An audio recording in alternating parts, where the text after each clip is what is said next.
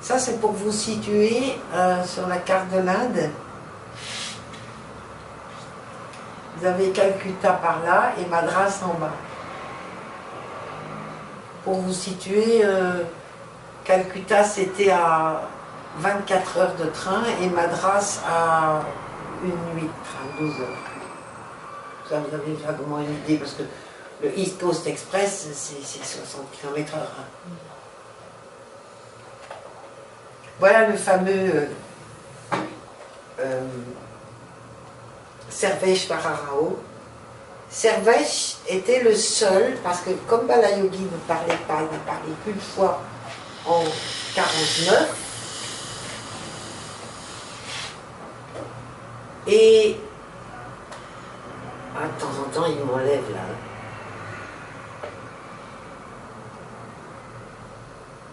Et après, il ne s'est plus jamais exprimé que par signes. Et il n'y avait qu'une seule personne qui comprenait les signes par lesquels il avait des choses à leur dire. C'était cet homme-là. Pourquoi? Ça, c'est mystère total. On ne sait pas. Et quand les autres, au fur et à mesure qu'ils nommaient les disciples, ils disaient il y en avait un, et après ils disaient tu vas trouver l'autre, oui mais je vais le trouver comment dans la foule, tu vas le trouver, ils étaient téléguidés, ils les guidaient jusqu'à ce qu'ils trouvent les gens. Puis il dit celui-là, vous allez trouver Sarveshvara-Rao, lui, il va pouvoir comprendre mes signes. C'est le seul qui va pouvoir les lire. Et donc transmettre ce que j'ai à vous dire. Alors quand je suis allée dans la maison de cet homme, dans un petit village perdu au milieu de nulle part, ils n'avaient jamais vu un blanc. Donc il y avait une foule de gens là, qui, avec les yeux, je ne dis pas. Il y avait des... Alors déjà, évidemment, ni téléphone, ni rien du tout, donc ils ne savaient pas qu'on venait, enfin, pas officiellement. Il nous voit arriver, il regarde sa montre, il dit « You are late ». Vous êtes en retard. Il avait capté un autre message. Il dit qu'on était, c'est vrai qu'on était en retard. Pourquoi? Parce que vous avez dit de prendre un train jusqu'à une certaine gare et que là, il fallait prendre un bus. Sauf que quand on a voulu prendre le bus, il a dit, il n'y en a pas avant une semaine. Vous dites, c'est pas grave, on va prendre un taxi. On a pris un taxi, on a eu un peu de mal à le trouver, mais on l'a trouvé. Et cet homme avait un humour, tous avaient énormément d'humour. Ça, c'est une autre marque aussi. Beaucoup d'humour. Qu'est-ce qu'on a pu rire en racontant des histoires très très profondes. Mais un humour incroyable. Voilà le Balayogi. Vous avez cette photo, dont la plupart des photos vous allez les trouver dans le livre. Il y a deux yogis qui ont suivi la même voie d'ascèse, parce que vous imaginez qu'il n'y en a pas beaucoup des disciples, un yogi pareil, hein, sans boire, sans manger pendant des décennies, vous voyez, ça ne se trouve pas à tous les coins de rue, mais même de but. Et donc Nagendra, où nous sommes allés, Bhimaya me donne la clé et j'arrivais pas à ouvrir la porte parce que l'herbe avait poussé derrière. Ça faisait très très longtemps que ça n'avait pas été ouvert. Et j'étais avec ma fille qui avait 8 ans et je la pousse devant moi. Je lui dis écoute là il y a un truc, c'est trop fort, moi j'ose pas y aller, je vais y aller doucement là. Ça dégageait vraiment énergétiquement, c'était puissant.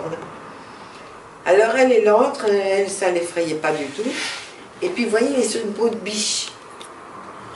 Vous la voyez pas, mais elle est sur une peau de biche. Et elle, là vous voyez le renfoncement. On voit l'angle hein, du milieu. Nous on était dans le trou, les 3 adultes, mais il l'a installée en face de lui sur sa peau. Et à un moment donné, elle est entrée en samadhi.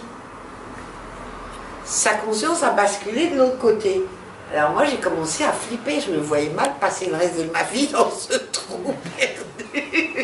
Parce que ma fille est en samadhi devant le yogi. Et alors il s'est mis à rigoler parce qu'il a tout compris évidemment.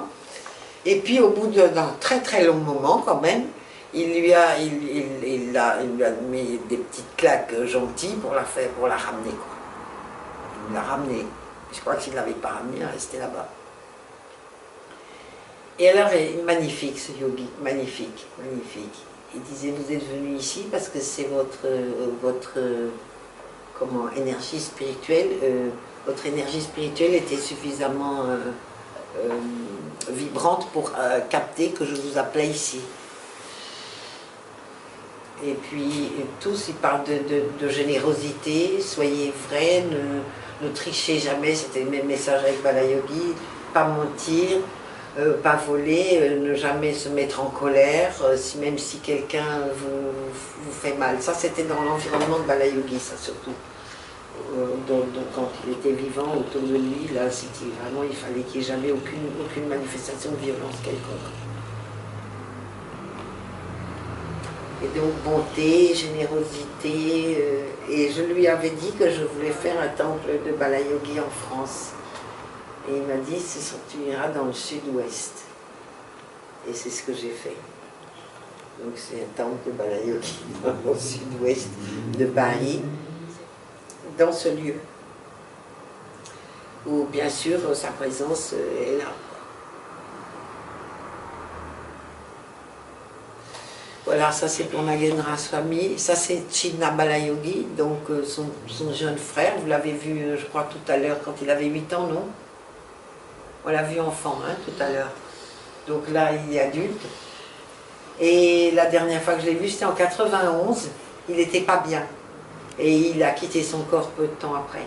Mais lui il ne laissait pas de message,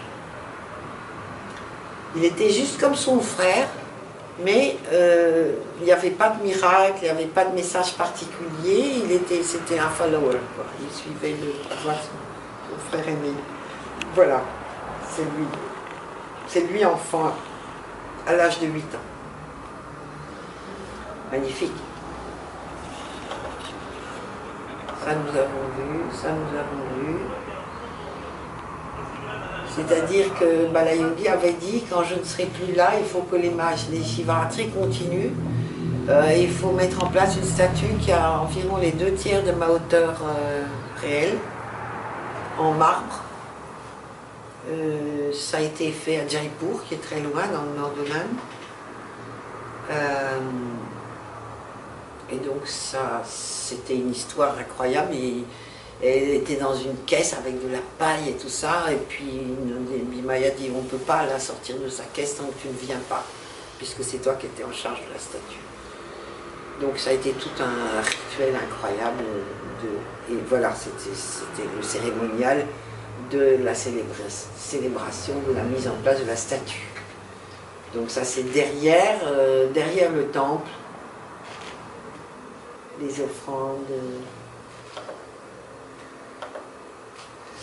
Alors, Swami Virabhamendra, c'est un saint qui a vécu à la fin du XVIe siècle.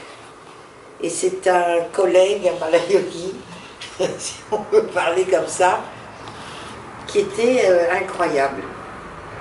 Et qui a laissé des enseignements qui s'appellent le Kalajnana, qui étaient écrits sur des feuilles de palmier et qui ont été protégés, cachés à un moment donné, révélés plus tard, avec toute l'histoire de l'humanité, tout ce qui se déroule aujourd'hui, est décrit mot par mot dans ces enseignements du Kalajnana. Donc il avait cette vision. Ce que je veux dire par là, c'est que ces êtres, ils ont une connaissance globale du passé, du présent, du futur. Ils sont au-delà du temps, d'accord? Au-delà de l'espace et du temps. Et donc il y a beaucoup de statues de Swami Virabhamendra dans le temple, hein, il paraît qu'il apparaissait régulièrement, subtilement. Et ce que vous voyez en dessous, c'est des sandales, vous savez, les sandales des rishis, c'est une semelle en bois avec juste un clou pour tenir entre le gros doigt de pied là. Et c'était les sandales du rishi. Et évidemment, ce sont des guérisseurs, hein, ils ont un pouvoir de guérison. On l'appelait le yogi Christ de l'Inde. Shiva. Suprabhatam